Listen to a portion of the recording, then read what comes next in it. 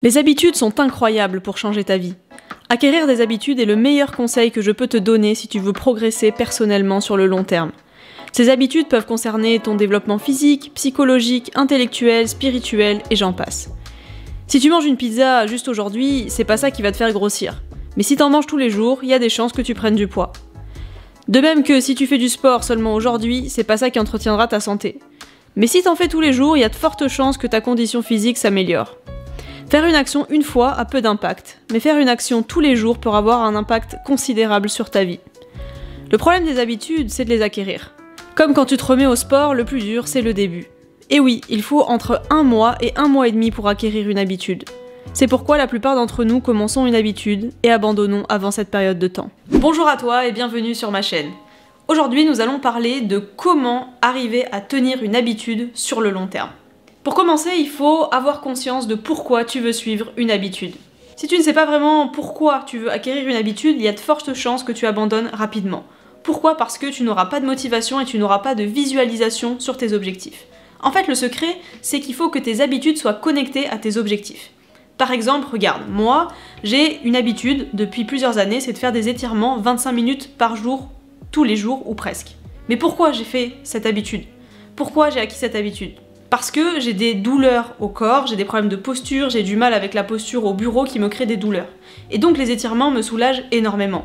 Pourquoi je fais ça ? Pour éviter d'aller chez l'ostéopathe tous les mois et surtout pour avoir beaucoup moins de douleurs au quotidien. Donc j'y trouve un intérêt direct, avoir moins de douleurs, pouvoir travailler plus longtemps et éviter d'aller chez le médecin régulièrement. Et évidemment, ça a aussi un impact sur ma santé. Donc, j'arrive facilement à tenir cette habitude, parce que si je la fais pas, je sais que je vais souffrir physiquement. Je continue à avoir cette habitude parce que cette habitude a un impact positif sur ma vie. Donc, il faut que tu fasses de même. La deuxième étape, c'est que tes habitudes doivent être personnelles. Tes habitudes doivent être personnelles, on s'en fiche des autres.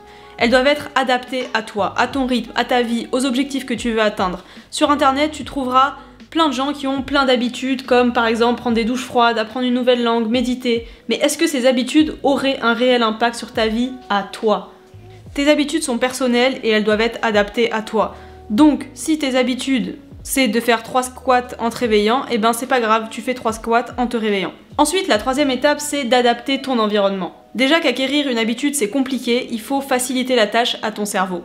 Si il y a trop d'étapes pour arriver à faire une habitude, ton cerveau va avoir la flemme et tu vas vite abandonner. Par exemple, si tu t'inscris à une salle de sport qui est à 1 heure de chez toi, il y a peu de chances que tu arrives à aller à la salle de sport tous les jours. Tu vas vite abandonner.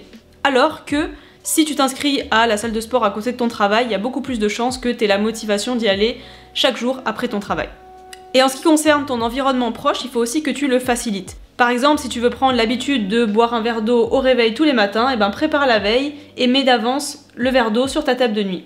Si tu veux lire un livre tous les soirs, mets-le à côté de ton lit. Par exemple, moi depuis quelques semaines, j'essaye de me remettre à l'anglais.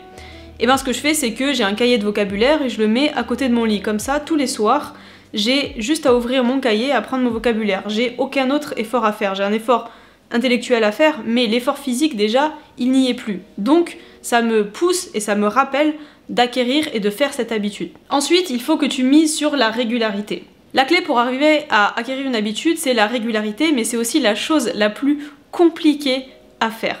Ça a déjà dû t'arriver de te fixer un objectif, de vouloir acquérir une habitude, et au bout de 3 jours, tu lâches, ou même au bout d'1 semaine, après t'arrêtes pendant 2 semaines, après tu recommences, etc. Donc tu vois bien que, en fait, c'est une perte de temps, puisque par exemple, tu vas faire du sport 5 jours, après tu vas t'arrêter 1 semaine, après tu vas reprendre 3 jours, après tu vas reprendre 2 semaines après. Donc je suis pas sûre que ça ait un vrai impact sur ta santé, par exemple. Tu auras juste perdu ton temps, et c'est quand même dommage. Le secret, c'est d'effectuer cette habitude tous les jours à la même heure. Par exemple, si tu veux méditer, eh ben essaye de méditer tous les jours à la même heure, par exemple en te réveillant le matin. Et tu verras que ton cerveau sera beaucoup plus habitué et ça créera un automatisme au fur et à mesure. Donc il faut effectuer ton habitude tous les jours à la même heure durant le même laps de temps. Alors il y a des personnes qui te diront que pour ne pas lâcher tes habitudes, tu dois effectuer ton habitude tous les jours sans interruption et que si tu t'interromps un jour, ça risque de couper le rythme. Je suis pas tout à fait d'accord avec ça, surtout pour certaines habitudes comme le sport, puisqu'on sait que c'est bien d'avoir 1 ou 2 jours pour reposer ton corps. Et pareil pour, je sais pas, les régimes ou tout ce que tu veux. Donc moi, ce que je te conseille, c'est que, ok, tu peux prendre un jour de pause dans la semaine, mais que ça soit toujours le même. Par exemple, moi, quand je te parlais des étirements, je fais des étirements tous les jours, mais pas le dimanche. Le dimanche, je considère que c'est un jour de pause et je ne le fais pas. Mais c'est toujours le même jour. Donc tu vois que dans tout ça, il y a quand même une régularité, il y a quand même un rythme que tu donnes à ton corps et à ton cerveau. Donc, suis bien ce conseil et surtout ne t'éparpille pas et ne fais pas des pauses par-ci par-là. Ensuite, le dernier conseil, c'est de ne pas être trop ambitieux. On a souvent tendance à vouloir acquérir trop d'habitudes en même temps, souvent sur plusieurs domaines. Par exemple en physique, je veux commencer à faire du sport, je veux commencer à apprendre l'anglais, je veux commencer à méditer, bref. Le problème c'est que ça ne marche pas. Moi, d'après mon expérience, quand je regarde mes habitudes aujourd'hui, je me rends compte qu'en fait, je n'ai jamais réussi à acquérir une habitude, plusieurs habitudes en même temps. J'ai toujours acquis toutes mes habitudes une par une.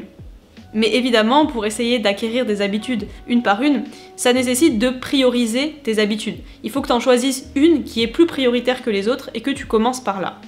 Il faut privilégier la qualité à la quantité. Le meilleur exemple pour moi, c'est le sport.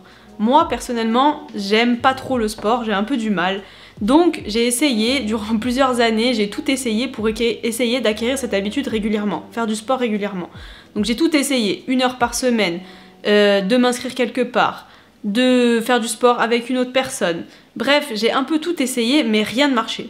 Jusqu'à ce que j'essaye tout simplement de faire du sport 10 minutes par jour, pas plus, avec 1 ou 2 jours de pause, le week-end en général. Et ben là, j'ai réussi à acquérir cette habitude beaucoup plus longtemps, donc là ça fait 1 mois, souhaite-moi bonne chance, mais c'est juste pour te dire qu'en fait, pas besoin de faire une habitude durant longtemps.